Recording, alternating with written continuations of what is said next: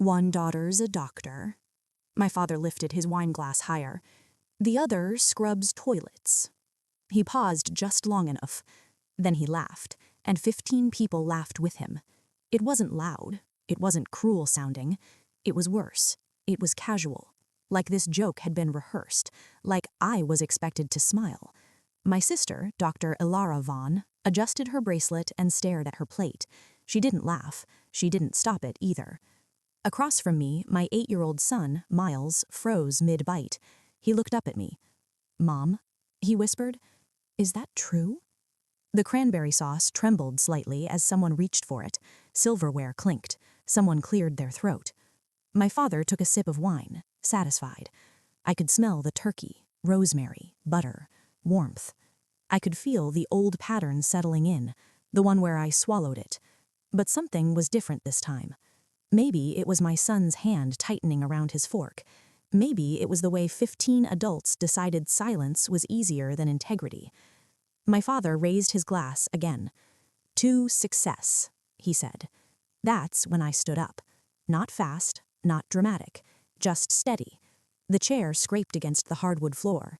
Every head turned. My father smirked. "Oh, relax," he said. "It's Thanksgiving." I smiled. "I know," I replied calmly. Then I reached into my purse and unlocked my phone. Because this year, I wasn't standing up to argue.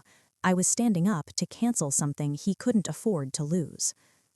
Before I tell you what I canceled that night, you need to understand something. My name is Cameron Hale. I'm 33 years old. I'm divorced. And for the past 5 years, my family has introduced me as the one who cleans. Technically, they weren't wrong. After my ex drained our savings and disappeared into another state with a woman 10 years younger, I moved back to my hometown with a 7-year-old and 2 suitcases. I didn't move into my parents' house. I moved into their garage apartment. Temporary, my father said. Get back on your feet. Translation, don't get comfortable. I started cleaning houses because it paid cash. Fast money, no interviews, no pity questions. $20 an hour to scrub kitchens for women who looked at me like I was invisible. I didn't mind the work. I minded the tone.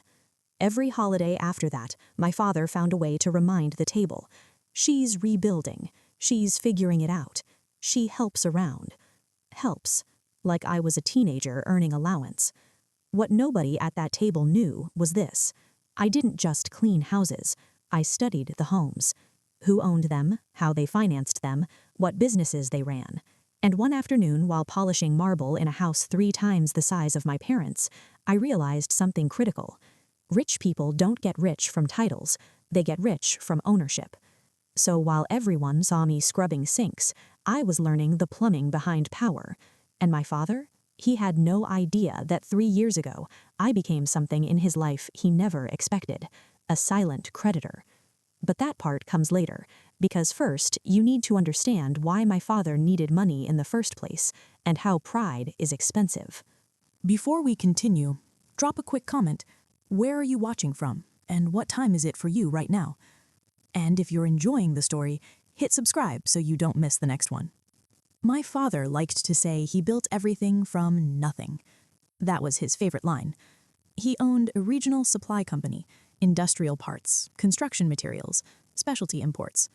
For 30 years, Hale Distribution had been his kingdom.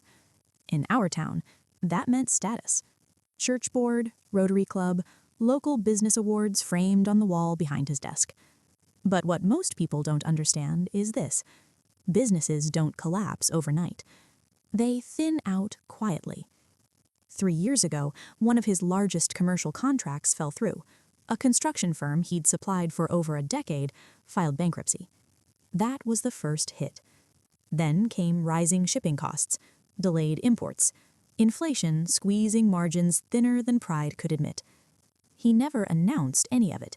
He just tightened, fired 2 employees, stopped upgrading equipment, delayed vendor payments. And then he did something even more dangerous. He refinanced the warehouse against future projections. Projections that depended on expansion. Expansion that required outside capital, which meant he needed investors. But investors ask questions, and my father hated questions. That's when he started Bridging. Short-term private capital. High interest. Personal guarantees.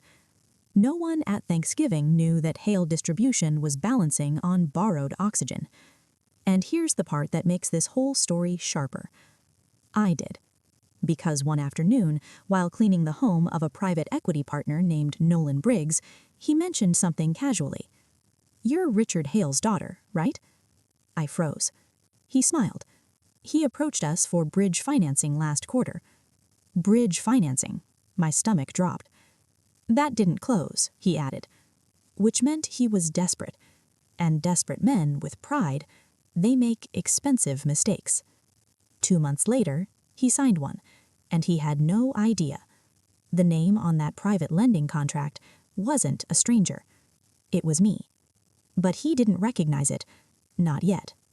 I didn't lend him money out of spite. I lent it out of calculation. After Nolan mentioned the failed bridge deal, I did what most people don't expect from the daughter who scrubs toilets. I researched. Late nights, laptop open, Miles asleep on the couch beside me. Public filings, lien records, vendor disputes. Hale Distribution wasn't bankrupt, but it was exposed. One delayed shipment away from breaching terms on the warehouse refinance. And once that happens, banks don't negotiate. They take. Through Nolan, I learned my father was seeking private capital, discreetly, quietly, under an LLC created just weeks earlier. He didn't want the town knowing. He didn't want the board knowing. He needed fast liquidity. So I created something too, a holding company, neutral name, no Hale attached. I wired the funds through a structured note, 6 figures, high enough to stabilize him, low enough to keep leverage. He signed within 48 hours. No due diligence call, no curiosity about the lender, just urgency. I remember holding the executed contract in my hands, my signature below his. He didn't recognize my middle name, didn't recognize the address, didn't recognize the daughter he'd dismissed for years. From that moment on, his survival carried my name on it, and Thanksgiving, that was the maturity window. So when my father raised his glass and called me the one who scrubs toilets, he had no idea the warehouse he loved so much was breathing because of me. 15 people laughed. I stood. Not angry, not shaking, just clear. My son looked up at me, eyes wide. "Mom?" I placed my hand gently on his shoulder. "It's okay," I whispered. Then I looked at my father. "You're right," I said calmly. "I do clean." A few guests smirked, relieved I was playing along. I clean kitchens, I clean offices, I clean numbers. That last word landed differently. My father's smile faltered just slightly. "What does that mean?" he asked, still amused. I unlocked my phone, scrolled once, opened the email I'd scheduled earlier that afternoon. Subject line, "Notice of default, Hale Distribution bridge note." I didn't send it yet. I let him watch me type. 1 thumb, 1 tap. "I just exercised a clause," I said softly. He frowned. "What clause?" "The one attached to your emergency bridge financing." Silence fell heavier than the turkey platter in the center of the table. My sister looked up sharply. "What are you talking about?" she whispered. I met my father's eyes. "You signed a 6-month note," I said evenly. "It matured at 5 p.m. today." He blinked. The clock on the wall read 5:07, and then his phone buzzed. His phone vibrated once, then again. He didn't pick it up immediately. He was still looking at me like I'd told a strange joke. Across the table, Aunt Denise shifted in her seat. "What's going on?" someone whispered. My father finally glanced down at his screen. His expression changed, not dramatically, just drained. The kind of face a man makes when he recognizes a number he hoped he'd never see again. He stood slowly. "Excuse me," he muttered, stepping away from the table. No one touched their food. 15 people suddenly very aware they'd laughed at the wrong moment. From the hallway I could hear fragments. Maturative clause, collateral enforcement, temporary freeze. My father's voice lowered, strained. "That's not possible. We had an understanding." No, he didn't. He had terms. When he came back into the dining room, he didn't sit. He didn't raise his glass again. He looked at me. "What did you do?" he asked quietly. I didn't flinch. I didn't do anything.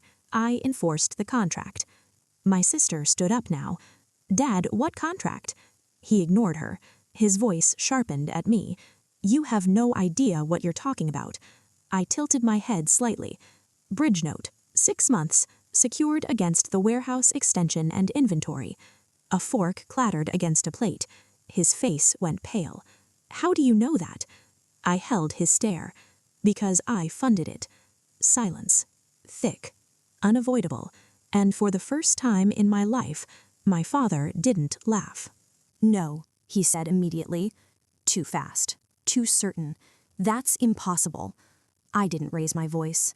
"The lending entity was Hale Capital Holdings," he said, grasping for control. "I would know if my own daughter—" "Would you?" I asked quietly. That stopped him. Because the truth was brutal. He didn't even know what I did for a living. He didn't know my middle name. He didn't know I'd registered an LLC 3 years ago. Hale Capital wasn't random. It was deliberate. My middle name is Hale. He never thought I'd use it. "I didn't need you to recognize me," I continued calmly. "I needed you to sign." My sister stared between us. "You're joking," she whispered. I shook my head. 6-month bridge, 12% interest, personal guarantee, maturity at 5 p.m. today. My father swallowed. "You wouldn't destroy this company." "I'm not destroying it," I said. "I'm choosing whether it continues." His phone buzzed again. Another email. Formal notice. Asset freeze initiated pending repayment or renegotiation. One tap from me could escalate it to collateral seizure. The warehouse, the trucks, the name on the building he worshipped. 15 witnesses now completely silent. He lowered his voice. "What do you want?" That question, after years of being treated like background noise. I looked at my son first, then back at him. "I want you to repeat your toast," I said, evenly.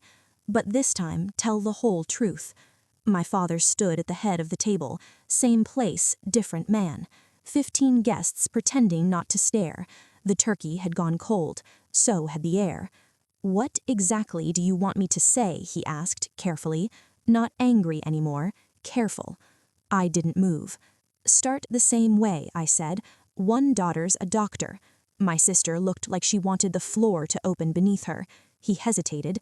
Then slowly, "One daughter's a doctor," he repeated. No laughter this time, no smirk. "And the other," his voice tightened. I waited. "The other," he said again, "helped keep this company alive." The silence shifted. People sat straighter. I didn't interrupt. "She funded a bridge note that prevented default," he continued, each word tasting unfamiliar. "Without it, we would have lost the warehouse in September."